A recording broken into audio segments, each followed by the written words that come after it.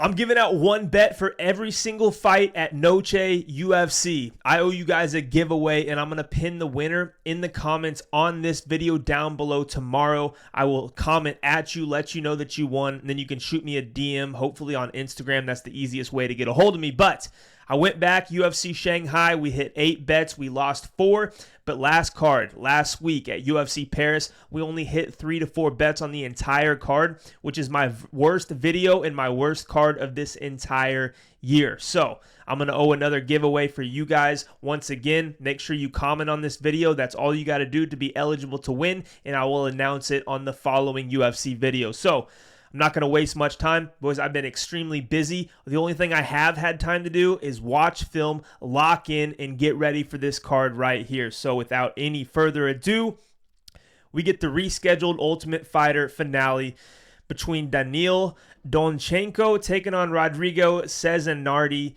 Look, this fight, as a lot of these fights are on these shows coming into the UFC on a UFC card, they're kind of unpredictable. We just saw, what's his name, a few weeks ago was like a plus 300 or 400 underdog come out there and win on that show's finale. So, but I actually like this matchup for a couple of reasons. Both these guys are going to bring it. Both these guys are fighters. You look at Rodrigo, man. He's going to come in. He might not be the most technical at time, but he's going to throw down. We've seen him hurt a couple of times. We've seen him put on his back. But at the end of the day, this is a guy you kind of have to kill to get completely out of there. Whereas, Daniil, almost the same way. I just think he's a little bit more tough, and I think he's a forward pressure fighter, and he's going to get that game plan kind of going here in this matchup. I expect Daniil to be the one landing the bigger shots, the more meaningful shots. And if I'm being honest, if I see somebody getting hurt in this fight, I do think it's Rodrigo. I think if Rodrigo tries to get the grappling or wrestling going, I think Daniil's takedown defense is going to be good enough to keep it where he wants it. On the feet, we've seen him with some big power. The guy is a fighter through and through. You can tell he loves this.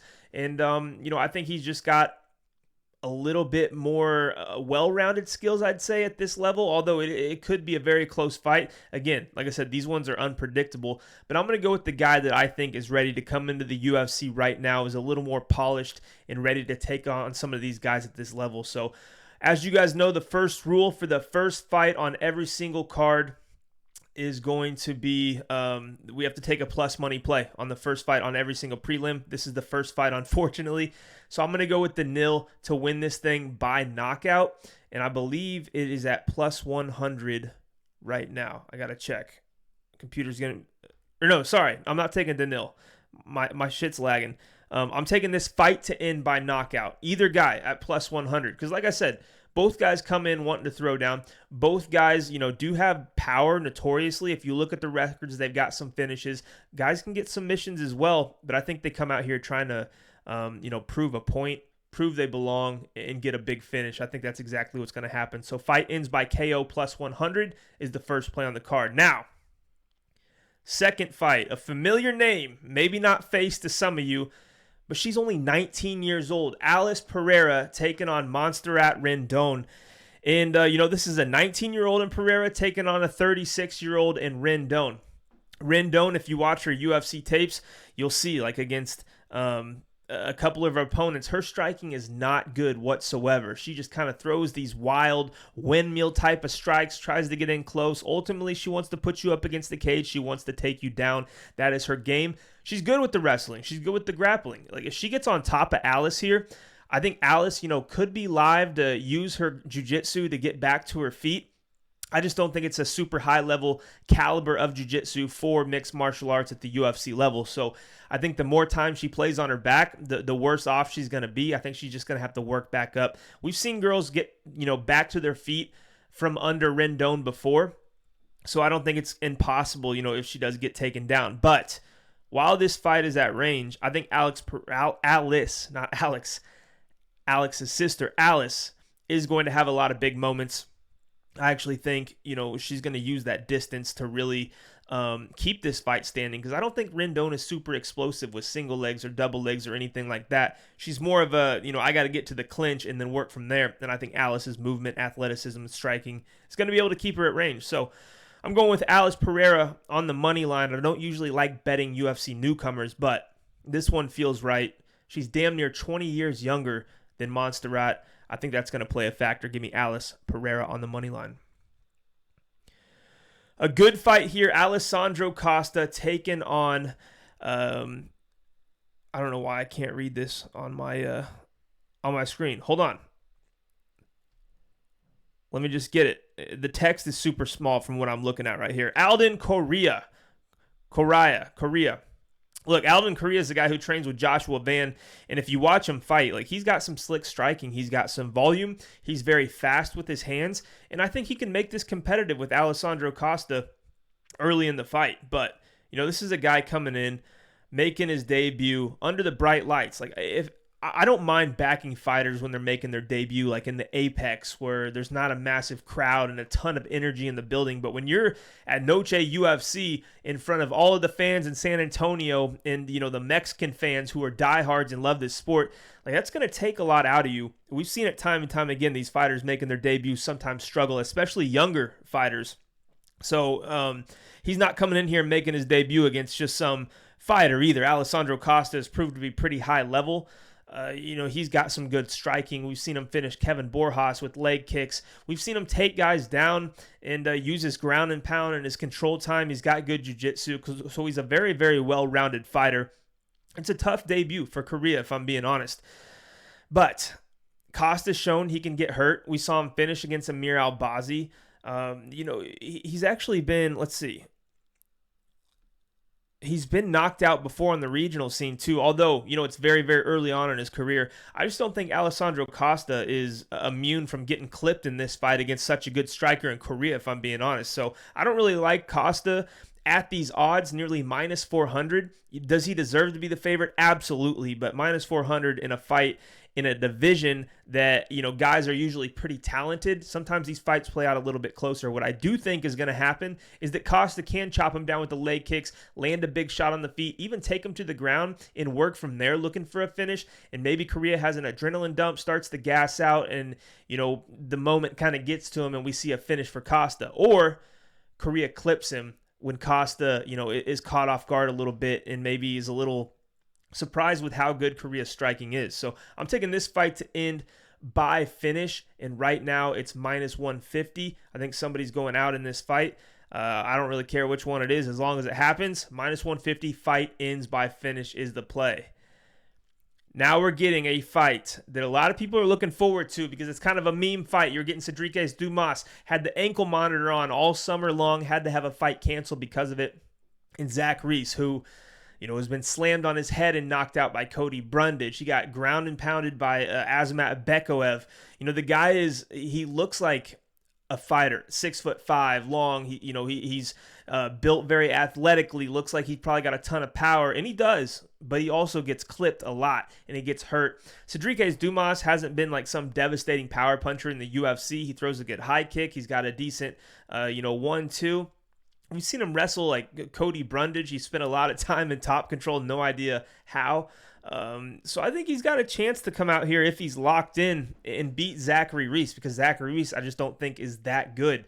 Cedriques Dumas showed a picture. He's down to his last $13. He's motivated. He's got to get something good going in his life. So I'm not going to be surprised if he wins. One reason I didn't parlay Zachary Reese or anything like that, I do think a finish happens because I think Dumas doesn't take punches well. We've seen him kind of cover up. Zachary Reese does crack if he can land, but Zachary Reese is not immune to getting knocked out himself. So I'm taking this fight to not start round 3. That's going to be my official play on this absolutely meme of a fight. Next up, Luis Gurule taking on Jesus Aguilar. If you remember Luis Gurule, he was like a minus 200 favorite, I believe, around minus 200 against Ode Osborne, and he goes out there and gets knocked out in late round 2. Jesus Aguilar coming off of a big win against the guy in Australia that was supposed to beat him. Aguilar was a slight underdog, comes out there, gets that guillotine in the first round. But for Aguilar, man, he's always been kind of guillotine or bust. And I hate betting on a fighter who's got one. Oh, okay, I take it back. He knocked out Shannon Ross, okay? Everybody's knocked out Shannon Ross, but Aguilar did knock him out early round 1 with a big overhand right. But other than that, Jesus Aguilar is looking for some grappling. He's going to try to get you in that guillotine, and it is a good guillotine. I just don't know if it's good enough to beat and get Louis Gurule, because Gurule, trains Brandon Royval. His striking is pretty powerful and good, but he's a stocky, grappling type of fighter. I don't know if he's going to be a guy that gets caught in something like a guillotine. And I misspoke. Jesus' last fight was not Stuart Nickel, where he won by a first round guillotine. He lost to Rafael Estevam by decision right after that. So either way, I do think Louis Gurule gets this fight done. And while it's on the feet, I think Gurule pieces him up, if I'm being honest. I think he lands bigger shots, more damaging shots, could possibly even knock him out. But if they do get in these wrestling exchanges, Gurule is so strong and powerful and has good wrestling that I don't think Jesus Aguilar is going to find himself in a dominant position. So what I'm saying is I think Gurule should have him covered in basically every round unless he gets clipped with something. But, getting clipped with Ode Osborne isn't the worst thing in the world considering what Ode Osborne's been doing. And Ode Osborne is 10 times the striker that Jesus Aguilar is. So I don't see anything like that happen. Give me Gurule minus 3.5 spread, meaning he's got to win 30-27 on one card and 29-28, 29-28 on the other two at the very least. But if Gurule finds the finish, we win. If he wins 30-27 across the board, we win. He just got to have 30-27 or get that finish, and we cash that. All right. Boy, how the mighty have fallen. Tatiana Suarez was just in a co-main event for a title fight against Zhang Weili, and now she's on the prelims of Noche UFC fighting Amanda Lemos. This, though, is a worthy opponent in my opinion. Amanda Lemos obviously came out and kind of surprised everybody with her game plan in that last fight where she landed takedowns and just sat in the guard. Worked to try to get into the three-quarter mount and stuff like that against Yasmin Lucindo and won that fight very, very easily. But you're not going to do that against Tatiana Suarez, where Amanda Lemos is going to have to keep this fight, is at range, land those uppercuts, those left hooks, the kicks, all of that. Tatiana Suarez landed a takedown on Zhang Weili. I think Amanda Lemos' weakness has always been her grappling when she's on her back. And Tatiana Suarez, this is kind of a buy low spot on her. Even though she's minus 455, she's a massive favorite. I think people are taking a shot on Lemos because of Tatiana's performance against Zhang Weili. I actually think that Tatiana Suarez, if she gets a girl down like Lemos, is going to start to suck the gas tank out, but she's also going to be live for the submission because we've seen Lemos submitted multiple times. And I just think Tatiana is a much stronger fighter in this spot as well. But, Lemos, like I said, she's live to get submitted here, but I also think Lemos has been improving, especially lately, and especially with the grappling to where, Tatiana's going to land her takedowns, but I'm not sold that she's going to find that submission, and I don't really think she's going to get the ground and pound TKO.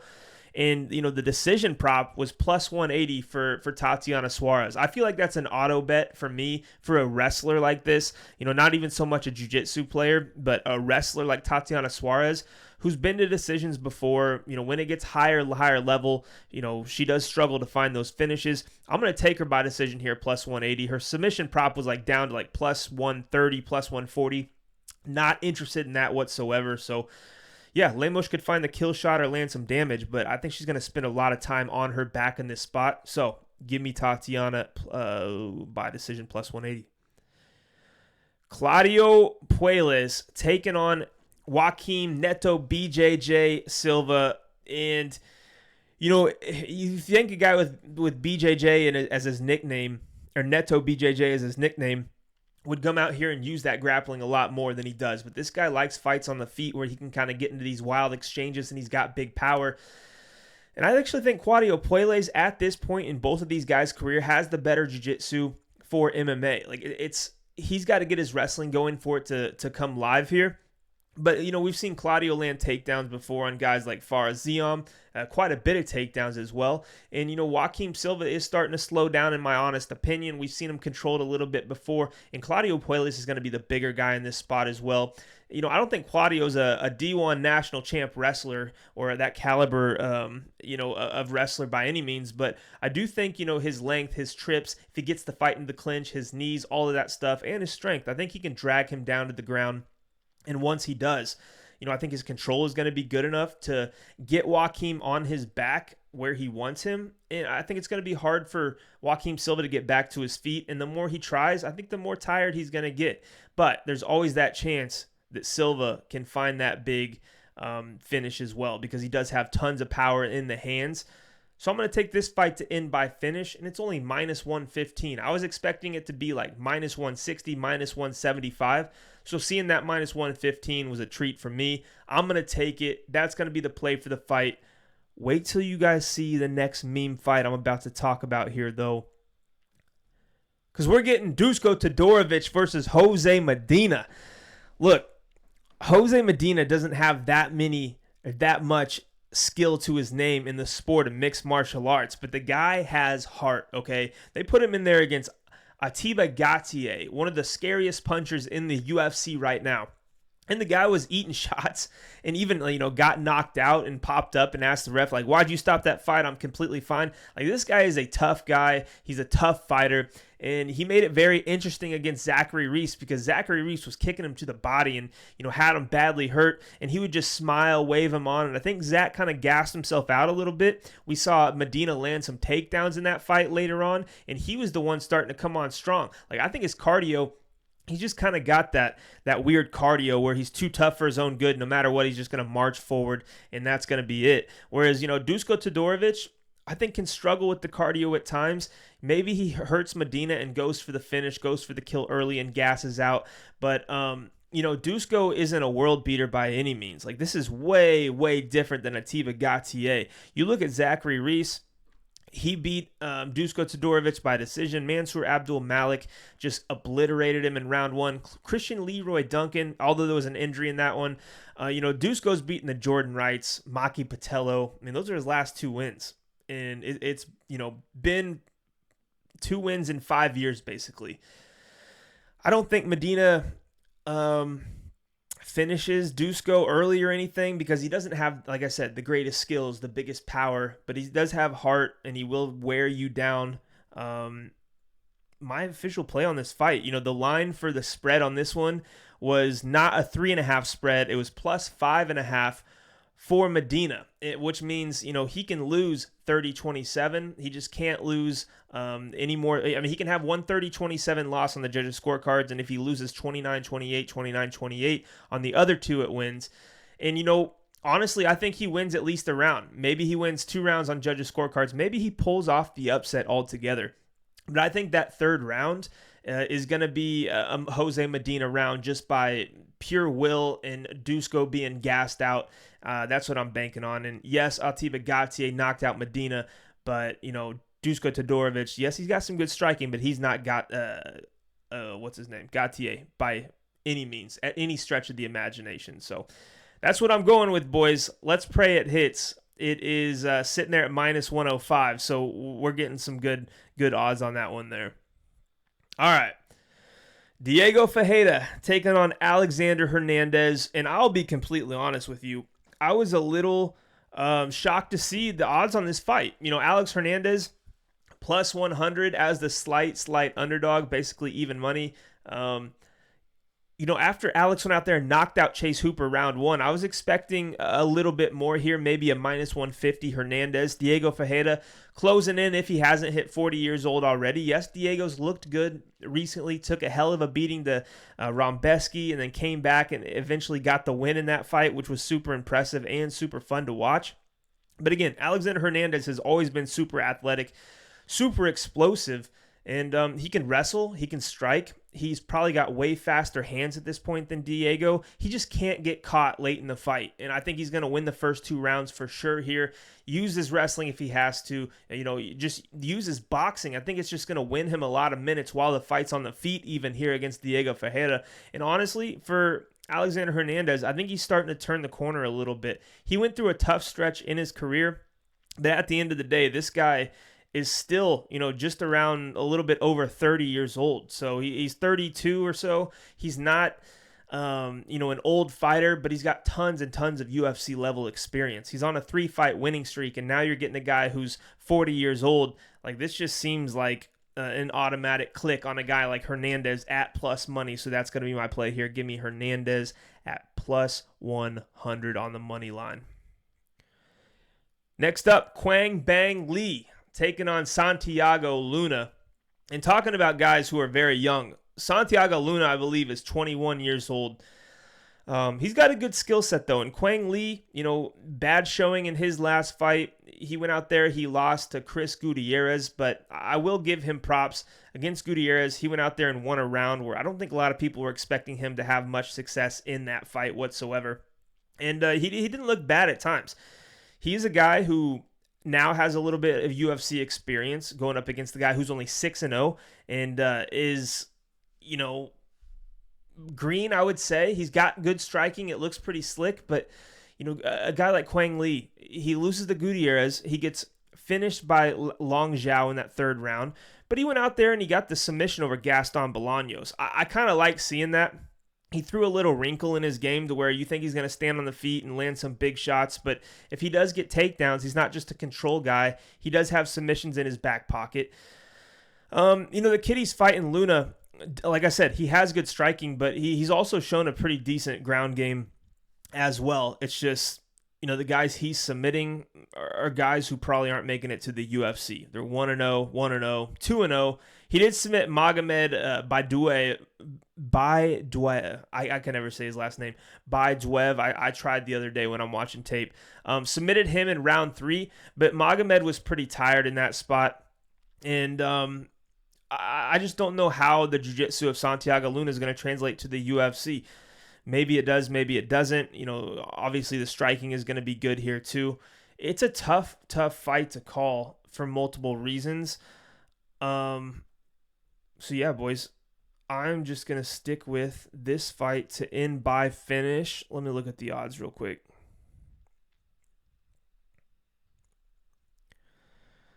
Oh, fight to end by finish. Oh my God, it's taking forever.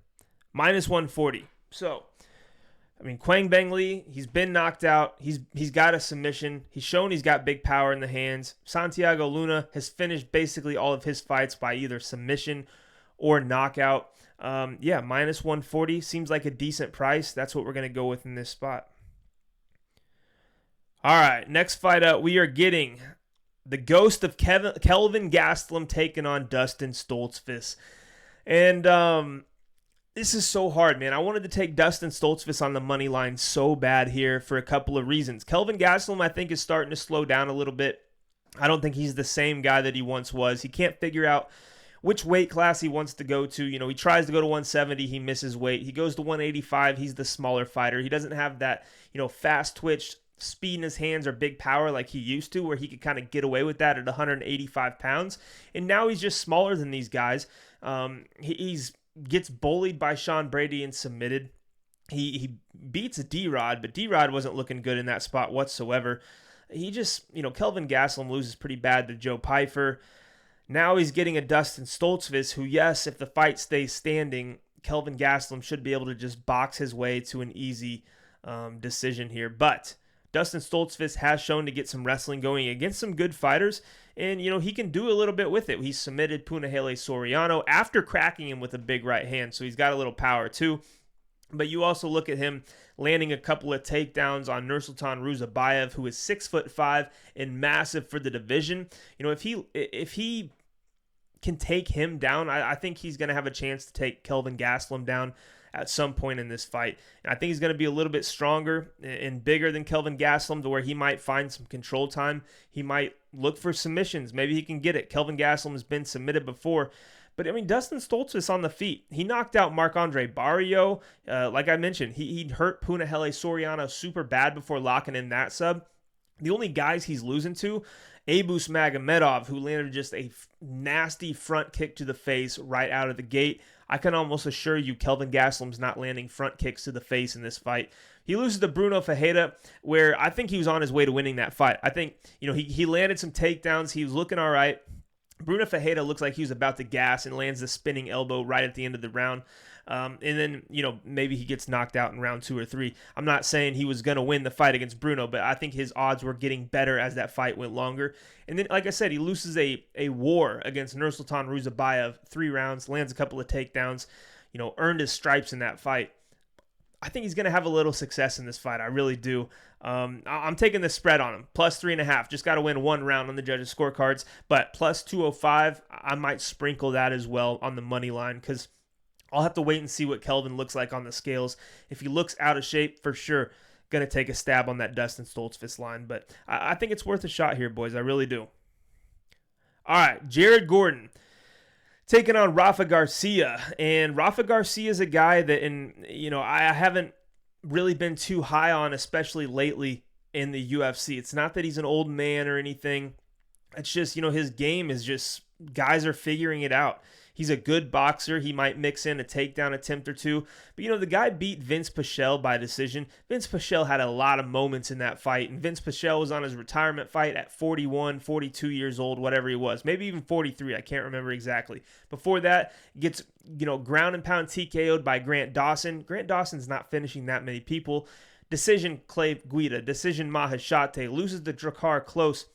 He just, outside of submitting Jesse Ronson, he just doesn't have a whole bunch of finishing upside. And I hate betting on guys who don't, because if it goes to a decision at this level, especially, Rafa Garcia now, there's a chance the fight's going to be close. And you're going to, if you thought he won the fight, maybe you get robbed of that bet.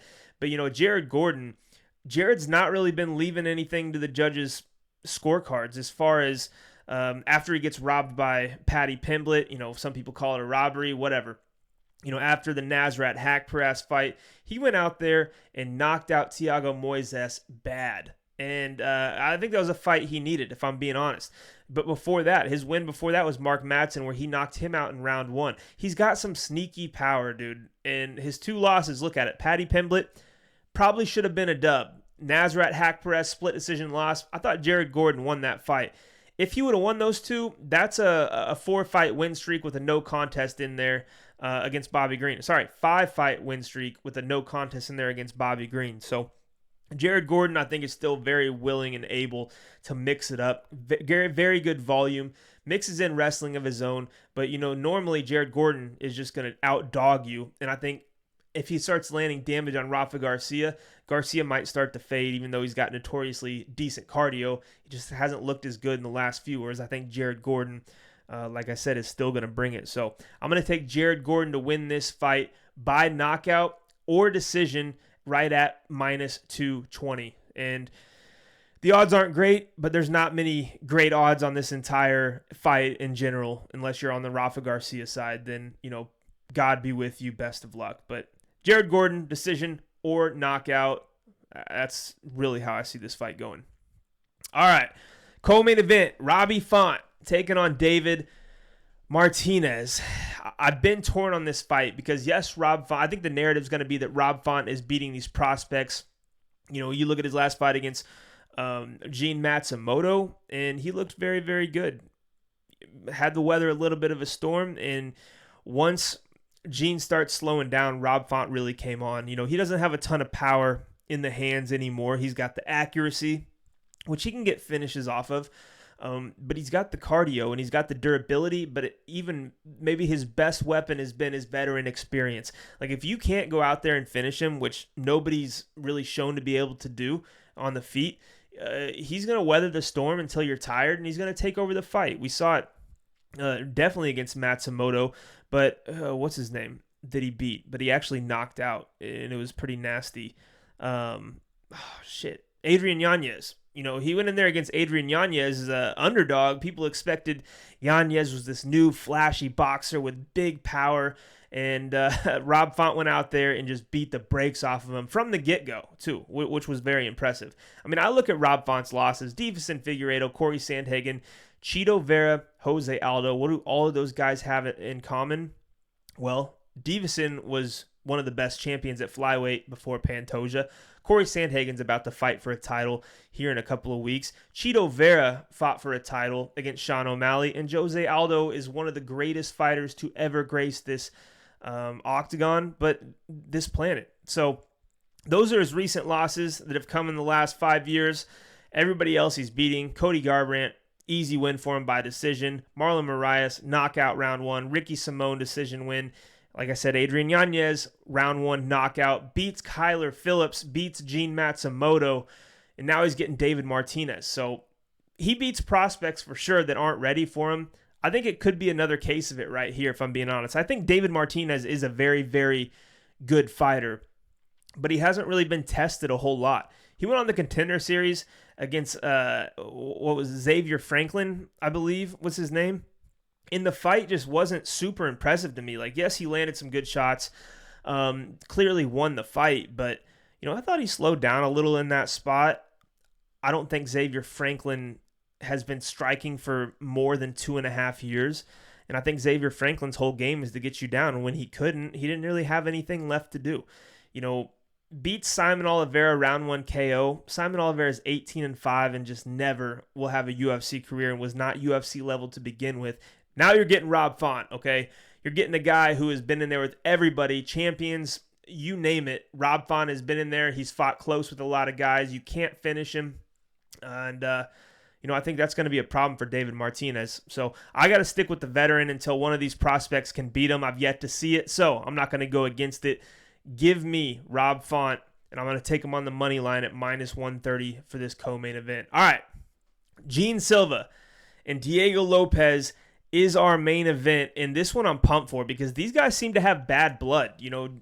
I don't know why. I got to look into it a little bit more. I know the reason's out there, and they've talked about it. I just haven't really looked and dove into that reason or that whole story. But, dude, Gene Silva is on a tear right now. I know there's going to be some recency bias with the Fighting Nerds losing 2 fights last week with Kaio and Hoofy, but Gene Silva is a complete different fighter in complete different weight classes. Down here, his power is big time for this weight class. His grappling, he just submitted Bryce Mitchell. Not many people are doing that. In fact, the only other guy to do that, Ilia Topuria, is about to make this run to where people are going to start calling him one of the best champions at these weight classes of all time. But Diego Lopes is a dog for one. He's going to be hard to kill. There's just some things that I think he's going to struggle with in matchups like this. One is on the feet. Like he showed against Volk. He's very competitive. He's got a competitive spirit. If you hit him, he's going to try to give it right back. But he's not super technical. He's not going to go out there and put together wild combinations that Gene Silva hasn't seen before.